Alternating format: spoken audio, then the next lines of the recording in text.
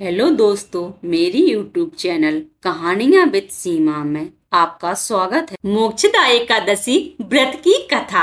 युधिष्ठिर बोले, देव देवेश्वर, मार्गशीर्ष मास के शुक्ल पक्ष में कौन सी एकादशी होती है, उसकी क्या विधि है तथा उसमें किस देवता का पूजन किया जाता है? स्वामी, यह सब यथार्थ रूप से बताइए। भगवान श्री कृष्ण ने कहा, नृपश्रेष्ठ, मार्गशीर्ष मास के शुक्ल पक्ष की एकादशी का वर्णन करूंगा, जिसके श्रवण मास से वाजपेय यज्ञ का फल मिलता है। उसका नाम मोक्षदा एकादशी है, जो सब पापों का अपहरण करने वाली है। राजन, उस दिन यत्न पूर्वक तुलसी की मंजरी तथा धूप दीप आदि से भगवान दामोदर का पूजन करना चाहिए। पूर्वोक्त विधि से ही दशमी और एकादशी के नियम का पालन करना उचित है।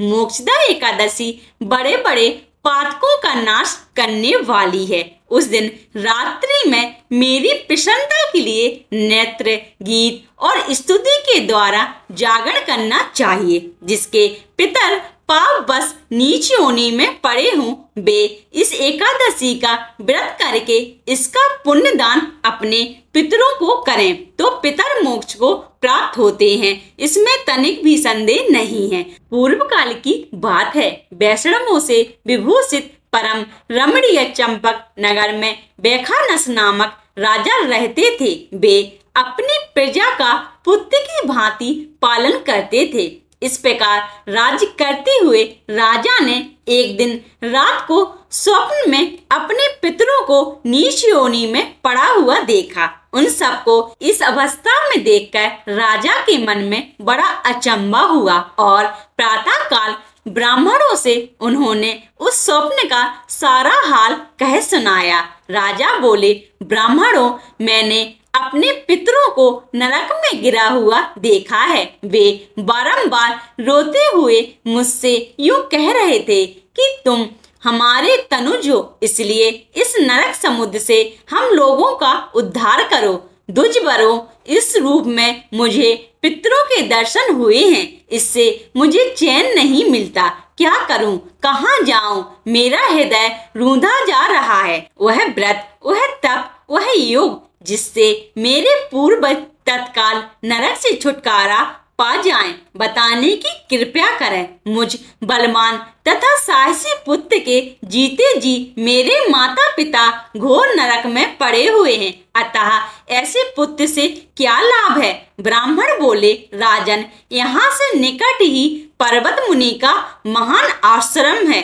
वे भूत और भविष्य के भी ज्ञाता हैं। नृपश्रेष्ठ, आप उन्हीं के पास चले जाइए। ब्राह्मणों की बात सुनकर महाराज बैखानस शीघ्र ही पर्वत मुनि के आश्रम पर गए और वहां उन मुनि श्रेष्ठ को देखकर उन्होंने दंडवत प्रणाम करके मुनि के चरणों का स्पर्श किया। मुनि ने भी राजा के राज्य के सातों अंगों की कुशलता पूछी। राजा बोले, स्वामी, आपकी कृपा से मेरे राज्य के सातों अंग सकुशल हैं, किंतु मैंने स्वप्न में देखा है कि मेरे पितर नरक में पड़े हैं। अतः बताइए कि किस पुण्य के प्रभाव से उनका वहां से छुटकारा होगा। राजा की यह बात सुनकर मुनि श्रेष्ठ पर्वत एक मुहूर्त तक ध्यानवस्थ रहे। इसके बाद वे राजा से बोले, महाराज, मार्गशीर्ष के शुक्ल पक्ष में जो मोक्षदा नाम की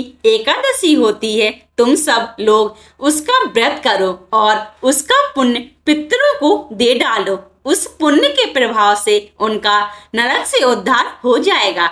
भगवान श्री कृष्ण कहते हैं, युधिष्ठिर मुनि की यह बात सुनकर राजा पुनः अपने घर लौट आए। जब उत्तम मार्गशीर्ष मास आया, तब राजा बैखानस ने मुनि के कथानुसार मोक्षदा एकादशी का व्रत करके उसका पुण्य समस्त पितरों सहित पिता को दे दिया।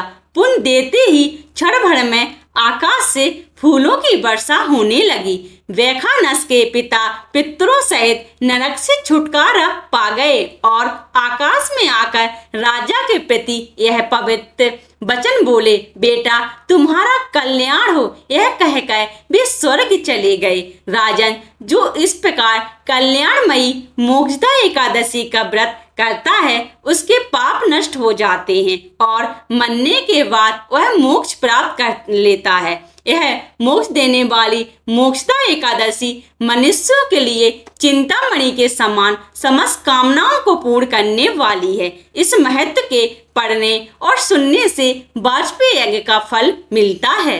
यदि आप ऐसी ही कहानियों को पसंद करते हैं तो कृपया आप मेरे YouTube चैनल कहानियां विद सीमा को सब्सक्राइब, लाइक एंड अपने दोस्तों के साथ शेयर करें। धन्यवाद।